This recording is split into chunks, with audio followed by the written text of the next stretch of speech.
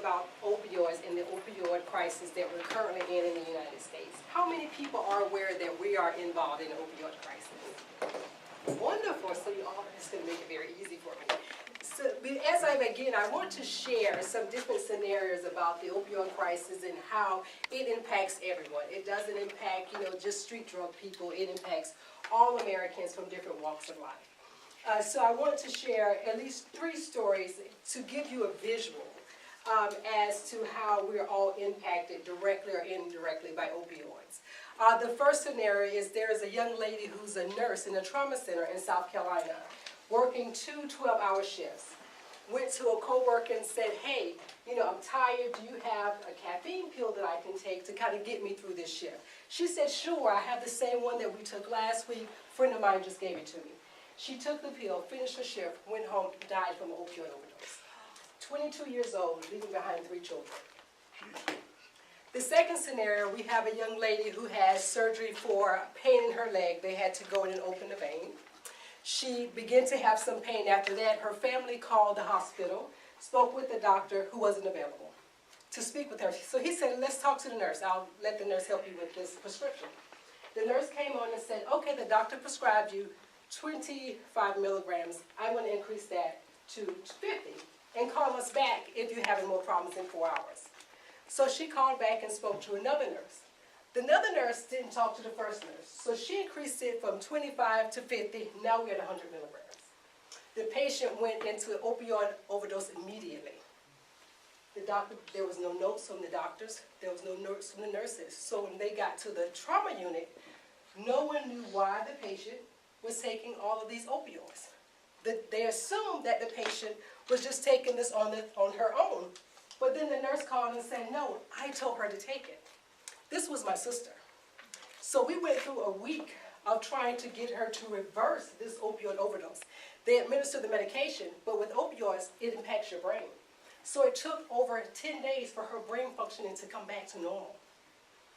There's another scenario here in Atlanta a couple of years ago. Police officers came in to do a drug bust of a methadone clinic, methadone center or drug lab in a home. They went in, of course there was gun exchange. During that gun exchange, the ventilator system picked up fentanyl that they were using in methadone. 7 police officers died within 5 minutes from that. Opioid overdose. So I say that to say, opioid overdose crisis is real in the United States. And it's something that's near and dear to my heart. And that's why I wanted to share it with you all today. As you can see from this chart, over the last 18 years, 350,000 people have died from opioid overdose in the United States. Some of those are prescription drugs, and some of those are street drugs. But at the end of the day, that's 350,000 deaths. So do we know what opioids are? There's the natural opioids, that's your morphine. Then you have the semi-synthetic opioids, that's your Oxycontin, your hydrocodone. And then you have the synthetic, that's your fentanyl.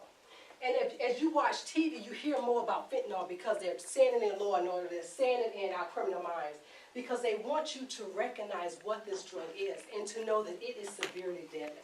So you have to be careful, even when you're getting medication from your doctor if you're going through pain. Read the papers that come from the pharmacy. You need to know if you're taking an opioid. Many people get pain medication and don't even know that they're taking, I just have a pain pill. But you need to know if you're taking an opioid, because then you will not take that second pill before your 4 or 6 hour time frame, because you could go into overdose.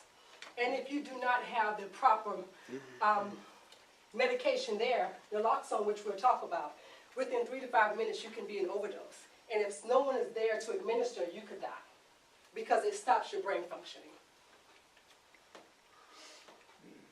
So I mentioned naloxone, but I want to tell you about what naloxone do. Naloxone is a reversal antidote for opioid overdose. Naloxone is available at your pharmacy. You do not need a prescription to get it. You can go to your local pharmacy and say, hey, I want to get naloxone, and they will give it to you. It may cost between $10 and $30, but it is available. So I encourage you all, if you do not have that in your house, get it. Think of naloxone like you think of having an AED in your home. It's something that you may need one day, not knowing it for yourself or for a neighbor. So definitely get it. So naloxone is safe. You know, people say, you know, you're doing this, you're administering naloxone to so many people. How do we know it's safe? Now, the only use for naloxone is for opioid overdose. You can administer naloxone on anyone over the ages of 28 days. It will not impact them at all. So anyone can take it. I have injected myself with naloxone. Nothing happened to me. I injected my parents.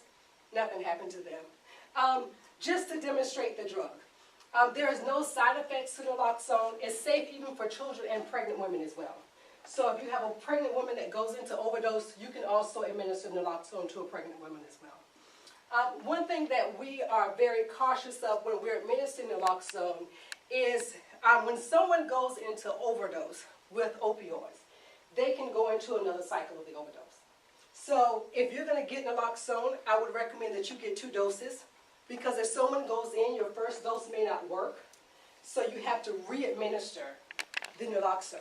And I've had to do this several times, where I'm working with someone and they're in overdose, I administer, they come out, but they go immediately back into overdose. So if I don't have naloxone, or I have not called the authorities, and someone is not on their way within 3 to 5 minutes, they will die. Naloxone can be administered through the nasal. We also have an injection that you can inject them with. We do use the nasal spray. That's the most common one. So if you go to your pharmacy, you can ask them for the nasal spray, and they will give you the nasal spray. That's called Narcan. Yes. So why is this also important to me? Because of my personal experience, and to get my DTM, I had to do a high-performance leadership project. And I'm so passionate about opioids and naloxone administering. I train people on how to administer naloxone. So I'm doing a training coming up with some Commissioned Corps officers in May. So for that training, my vision is to save lives by increasing responders, the number of responders trained to administer naloxone. So that's the overall goal. The mission is to teach responders about the opioid crisis and how to administer it. And we're teaching them about the opioid crisis because research is changing every day. 6 months ago, there was no research about African Americans overdosing from naloxone. I just read an article 2 weeks, the rates of African Americans are increasing. So we need people to know the research as it changes, because we don't want people to make assumptions. And we want people to be able to not look at a person and say, hey, they don't fit the criteria. You know, they're not white, they're not a street person, so I'm not going to administer naloxone, because then you're going to lose that person. So we have to keep everyone updated on the current research. Core values. I have 3 core values: service, integrity, and excellence. For service, it is to demonstrate a commitment to public health through saving lives. This is definitely a public health issue, and it's an issue that impacts all of us. And you know, we look at ourselves as individuals that can't save lives, but we can save lives. And we may have to. So I encourage all of you, if you have not had the training, get the training. And I have some resources over by the name